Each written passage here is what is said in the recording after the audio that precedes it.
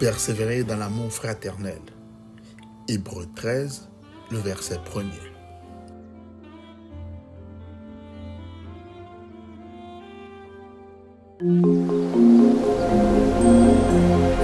Christian Home. Bienvenue sur votre chaîne Christian Home, le centre chrétien. Une chaîne créée pour vous, avec des contenus divers conçus pour améliorer votre vie chrétienne. Persévérer dans l'amour fraternel, c'est le titre de la leçon pour cette semaine. Hébreux le chapitre 13 présente l'exhortation finale de l'apôtre Paul. Persévérer dans l'amour fraternel. L'apôtre Paul affirme tout au long de l'épître que nous sommes dans la même famille que Jésus, qui est à la fois roi et souverain sacrificateur, ce qui fait de nous ses frères et sœurs. Il ne conçoit pas les Hébreux seulement un groupe d'individus qui travaillent sur leur salut dans une relation étroite avec Jésus, mais comme une famille ou un ménage sauvé ensemble.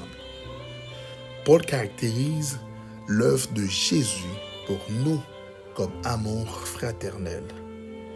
Il n'avait pas honte de les appeler frères. Lisez Hébreux 2, verset 11. Ainsi, les croyants devraient faire les uns pour les autres ce que Jésus a fait pour eux. Et vous pouvez voir aussi tout au long de la lettre que l'amour fraternel consistait à s'exhorter les uns les autres afin que personne ne se prive pas de la grâce de Dieu. Dans le chapitre 13, il indique de nombreux éléments comme l'hospitalité, rendre visite et soutenir les prisonniers et ceux qui sont maltraités. Honorer le mariage, éviter la convoitise, se souvenir des dirigeants de l'Église et leur obéir, et prier pour l'auteur lui-même. Hébreux 13, versets 18 et 19. Cette jolie leçon que nous allons étudier pour cette semaine, c'est aussi l'un des deux piliers que Jésus avait résumé les 10 commandements, en aimant ton Dieu de tout ton cœur et de toute ton âme, et aussi d'aimer ton prochain comme toi-même.